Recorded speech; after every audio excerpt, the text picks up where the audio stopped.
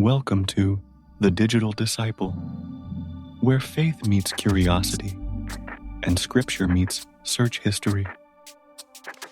Here, we don't just read the Bible, we dig into the texts they left out, the saints they don't teach about, and the stories whispered through history but never shouted. Whether you're a believer, a seeker, or just spiritually nosy, you're in the right place. Let's explore Christianity not as a museum piece, but as a living, breathing mystery. Ready to question what you thought you knew? Let's go. Part 1. The Watchers. Chapter 1. The Vision of Enoch. Enoch, the great-grandfather of Noah, son of Jared and seventh from Adam, walked with the Creator. In days when the world had not yet been fully corrupted, Enoch was blessed with visions and dreams beyond human comprehension. The skies opened for him, and angelic voices beckoned him to witness the mysteries of heaven and the judgment of the wicked. Enoch's vision began in silence. He was lifted by a whirlwind, not of storm, but of light and knowledge, into the high places above the firmament. There he saw the Holy Great One seated upon a crystal throne, surrounded by countless angels, ablaze like living fire. The voice of the Holy One came to Enoch, thundering yet calm. "Write the things you see and hear, for this knowledge shall be kept for a distant generation, when the children of flesh will seek wisdom." Chapter 2. The Coming Judgment.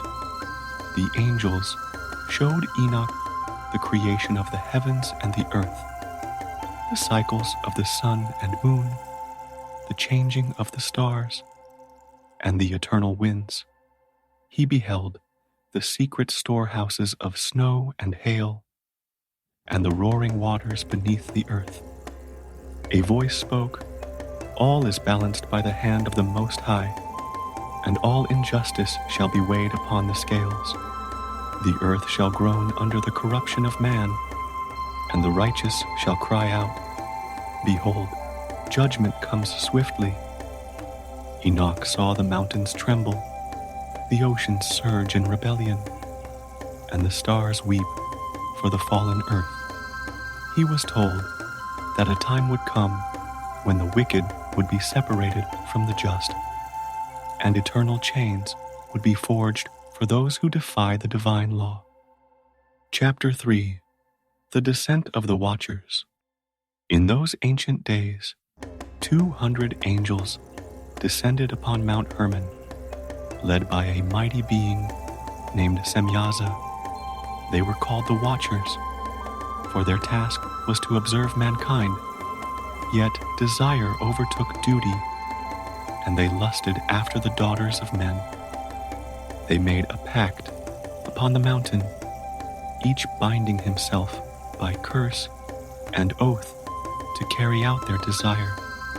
They took wives, and the women bore them hybrid sons, giants, mighty and violent, who consumed the earth's resources and turned upon humanity.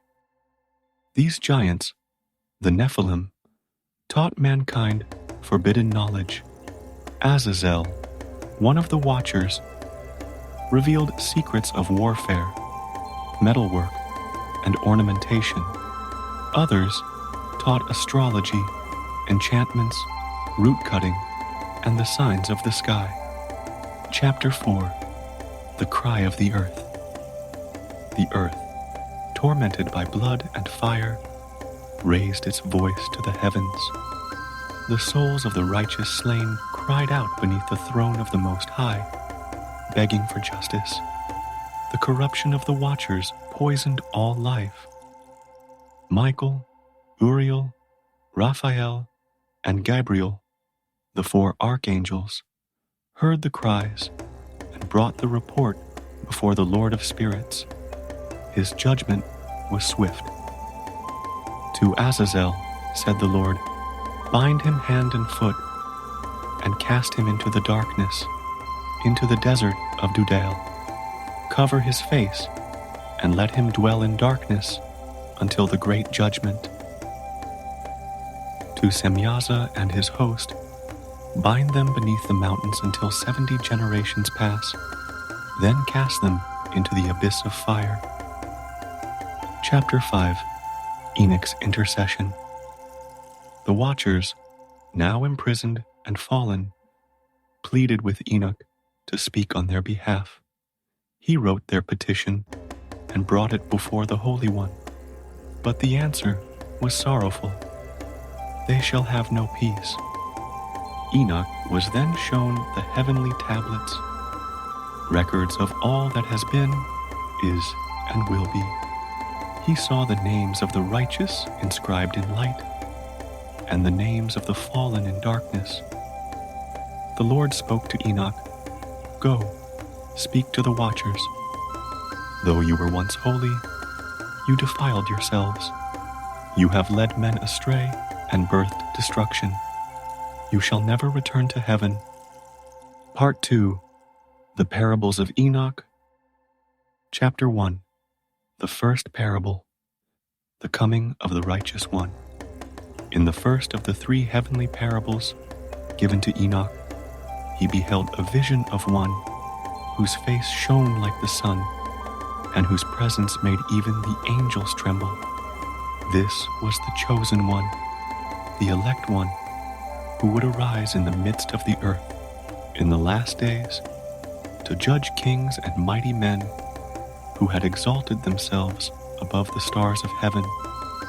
In his vision, Enoch stood upon the mountain of glory. Around him were streams of blazing fire, and before him a figure approached, a man, not born of the earth, but ancient and radiant with divine favor. The voice of the head of days echoed, "This is my elect one, in whom my soul delights.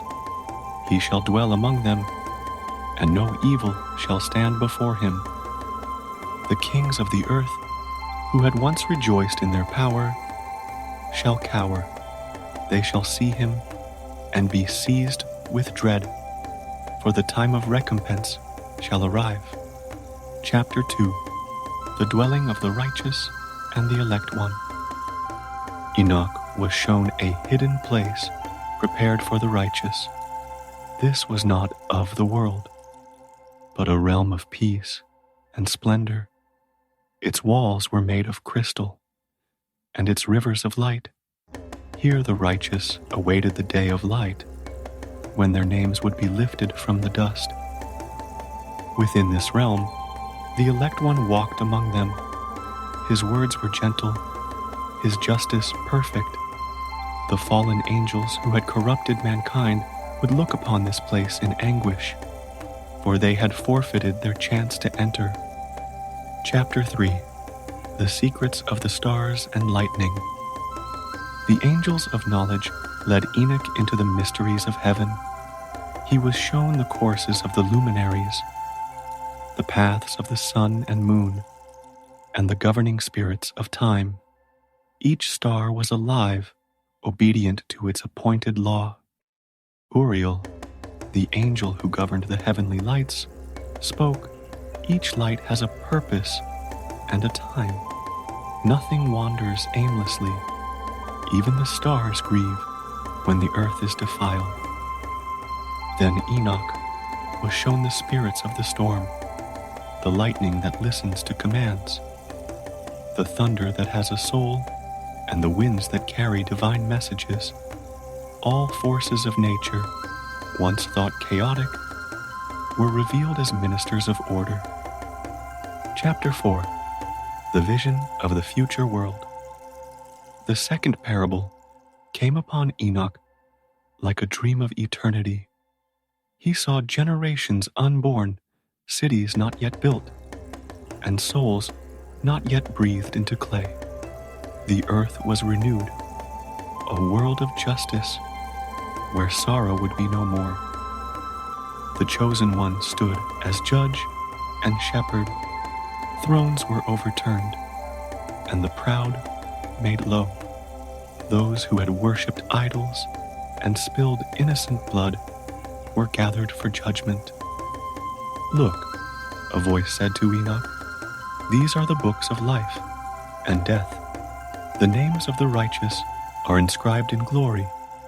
The wicked are written in ash. And the elect one opened the books and read from them. None could hide. Even the thoughts of the heart were made manifest. Chapter 5. The fate of the fallen and the hope of the meek. The last of the parables revealed the end of the watchers and their monstrous children. Enoch saw them chained in the great abyss, buried beneath mountains of fire, crying out in vain. He then saw the spirits of the meek, those whom the earth had scorned and kings had mocked. They were lifted up, clothed in light, seated upon thrones of peace. Blessed are the broken, said the elect one, for the Most High has loved them more than gold and scepters. In that world, there was no death, time had no teeth, love endured, and truth sang from the skies. Part 3. The Astronomical Book, the Book of the Heavenly Luminaries. Chapter 1. The Angel. Uriel reveals the secrets of the skies. Enoch, now entrusted with the knowledge reserved for the holy ones, was taken by the angel Uriel to a high mountain where the air burned with starlight. Uriel, whose countenance was like lightning, restrained by wisdom, said to Enoch, behold the wheels of heaven, the rhythm of the cosmos, and the breath of time. These things are hidden from the sons of men, but you, Enoch, shall know them and declare them. Before Enoch unfolded a vast celestial map, suns, moons, and stars moving not in chaos, but in divine choreography. Every orbit was precise, every season ordained. Chapter 2. The Solar Calendar and the 4 Heavenly Portals. Uriel guided Enoch to observe the great light, the sun. The sun, said Uriel, enters and exits the heavens through 4 great portals, which mark the boundaries of the year. These portals, set at the cardinal points of the earth, ushered in the 4 seasons. The solar year, Enoch learned, was exactly 364 days, divided into 4 quarters of 91 days each quarter a mirror of divine symmetry. Uriel explained, the people of the earth will be deceived by lunar reckoning, falling out of sync with the appointed times. But the righteous will follow the sun and keep the true calendar of the Most High. Each season had its guardian spirit and an assigned star. Spring bloomed with the blessing of Raphael. Summer thundered under Gabriel's warmth. Autumn whispered in Michael's golden wind. Winter rested under Uriel's quiet vigil. Chapter 3. The Journey of the Moon. Then Enoch was taken to the silver path of the moon. The moon, said Uriel, is a faithful witness, though her light is borrowed. The moon rose and fell in the cycles of waxing and waning, and each cycle was measured in 29.5 days, yet the heavenly system adjusted for its imperfection. Uriel explained the lunar phases with exactitude, how it grows for 14 days, becomes full, then diminishes, finally disappearing before beginning anew. But woe to those, Uriel warned, who rely solely on the moon to mark their feasts. For the moon is not aligned with the gates of the year, and thus leads astray those who ignore the sun's appointed order. Chapter 4. The 12 Winds and the Weather Angels. Enoch beheld a great vault in the sky, where 12 gates were revealed to him, 3 in each direction. From these portals issued winds, clouds, rain, dew, frost, and snow, each governed by an angelic steward. Uriel said, "To the east, the spring rains pour with blessing. To the west, the mighty winds of the sea crash with judgment. The north brings ice and silence. The south, fire and the breath of drought. Each wind had a season and a purpose. The angels of the weather were not random forces, but obedient ministers. They kept balance, bringing life and death according to the command of the Holy One." Chapter 5. The Stars and Their Heavenly Hosts. Next, Enoch was shown the hosts of stars. They were not mere burning bodies, but living beings, spirits of flame who stood in ranks like armies. Each had a name, a leader, and a path. Uriel declared, "These are the rulers of the night sky. Each star is born in its time, shines for its season, and returns to the bosom of the heavens. But there are also those stars who transgressed." He showed Enoch the rebellious stars, angelic lights who left their appointed paths and descended to earth. These were imprisoned beyond the abyss, chained for judgment. "The stars weep for them," said Uriel, "for once they were brothers in light, but now they are echoes of sorrow." Chapter 6. The Hidden Years and the Appointed Times. Finally, Uriel unveiled the calendar of the ages. Enoch saw the divisions of time, weeks of years, jubilees, and hidden cycles not known to the common man. "There are 70 appointed weeks of years," said Uriel, "after which the secrets shall be revealed. The righteous shall shine brighter than the stars. The earth shall yield peace, and the dead shall rise." He was shown the year of light, when the sun and moon would shine together in harmony, and all creation would rejoice. Uriel warned, "In those days, the sinners will twist the laws of time. They will make months unequal, feasts corrupt, and Sabbaths profane. But the wise will keep to the path of the luminaries." Enoch bowed low, for his mind swam with numbers and patterns, yet his spirit rejoiced, for the Most High had shown him the blueprint of creation. Part 4. The Dream Visions, the Book of Dreams. Chapter 1. The Dream of the Flood and the Warning to Mankind. In the days of his earthly walk, Enoch lay down upon his bed and fell into a dream deeper than sleep, more vivid than waking. The spirit of wisdom descended upon him, and his eyes beheld the past and the future as one continuous river. He saw the earth as a vast plain, and upon it walked a single white bull, pure and strong. This bull was Adam, the first of mankind. After him came a heifer, and from them sprang many cattle. But soon black bulls appeared, twisted and fierce. These were the children of sin. Then Enoch saw angels descending from the sky. Their eyes glowed with sorrow and judgment. The giants, born of their corruption, walked the land and brought ruin. Blood soaked the soil. The cries of mankind rose like smoke. Enoch was shown a great boat, crafted not by angel nor by giant, but by one righteous man. And the white bull that built it was Noah. Waters rose and consumed the land, and only the boat survived. The voice of the Most High thundered in Enoch's dream. Behold, the end of an age, as in the days of the flood, so shall it be again. Chapter 2. The Animal Apocalypse begins.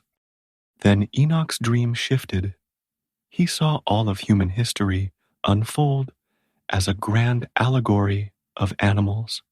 Righteous men appeared as white bulls, while sinners as black ones. Sheep symbolized Israel, and wild beasts were the nations who sought to devour them. Enoch saw Abraham as a white bull who gave birth to 12 sheep. The sheep multiplied, became a great flock, and were led by shepherds. But some shepherds turned cruel, and wolves began to hunt among the flock. Many stars fell from heaven, mingling with the beasts. These were the fallen angels, returning to sow chaos. The sheep cried out, but their cries went unanswered, for the appointed time had not yet come. Chapter 3. The Tower and the Divided Nations. He saw the building of a great tower, a structure meant to reach the heavens. But the Most High descended and scattered the builders. Bulls became different colored animals, red, black, spotted, each wandering in confusion, forming their own nations. A fierce lion arose. This was Egypt, and it devoured the sheep. Then a great eagle spread its wings, Babylon, and carried many sheep away into captivity. The sheep, blind and lost, stumbled across the lands. But even in exile, a few sheep shone like silver, and their bleating reached the heavens. Chapter 4. The 70, Shepherds and the Cosmic Ledger. Then Enoch saw 70 shepherds appointed to watch over the sheep. These represented rulers, judges, and angelic overseers of Israel's fate. But many were corrupt. They devoured the sheep, scattered them, or led them to ruin. Above, 2 celestial scribes recorded every deed in heavenly tablets. One wrote down mercy, the other wrath. A divine balance hung between them. The Lord of Spirits spoke, I have allowed them this authority, but their time is measured. When the final number is reached, justice shall awaken. Chapter 5. The Coming of the Great Horn. Enoch beheld a white sheep with a mighty horn, a messianic ruler from among the flock. This horn shattered the horns of the beasts and gathered the lost sheep from every nation. The earth trembled, the stars rejoiced, the beasts were cast into the abyss. A great white throne descended, and rivers of fire flowed before it. The sheep stood before the throne, and books were opened. The elect one judged every creature according to their path, whether they guarded or devoured, healed or hunted. Chapter 6. The New Earth and the Rise of the Righteous. In the final part of the dream, Enoch saw a renewed earth, mountains lowered, valleys lifted, and all was leveled in righteousness. A new house was built for the flock, more magnificent than any temple. The Lord himself dwelt among the sheep. There was no more hunger, no more tears. The wolves became servants, the lions gentle. Light covered the land as a mantle. Then the voice said to Enoch, You have seen all things. Write them for the generations to come. In that day the sleepers shall awaken, and truth shall flood the world like living waters. Part 5. The Epistle of Enoch. Chapter 1. Enoch's farewell to his children. In the twilight of his days upon the earth, Enoch gathered his sons and their sons beneath a cedar tree, the air charged with divine electricity. His voice carried the weight of heaven and the softness of a father's love. "My children," Enoch began, "listen to the words of your father, who walked with angels and stood before the face of the Holy One. Keep righteousness. Do not walk in the paths of pride, or join the company of the wicked. For all things are seen, even the hidden whispers of your hearts."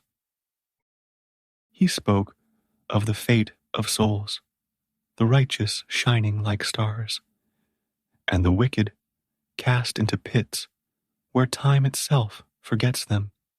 Let your hearts be soft, like rain upon dry earth, for mercy will crown the meek, but arrogance will be swallowed by its own shadow. Chapter 2. The Book of Admonitions. Enoch dictated words that would become known as the Book of Admonitions. He warned of the generations to come, those who would forget the Creator and trust in idols, violence, and vanities. "There shall come a time," he said, "when sin shall overflow like a river, and kings will be like roaring lions devouring their people. Truth will be bought and sold. The just will be mocked, and the stars will hide their faces in mourning. But to the faithful he offered hope. Fear not, little ones of light. The days of shadows are numbered. Even the smallest candle pierces the void. Stand firm, for the judge comes not in silence, but with fire and glory." Chapter 3. The Prophecy of the Future Generations. Enoch then looked beyond the ages, speaking in tongues of prophecy.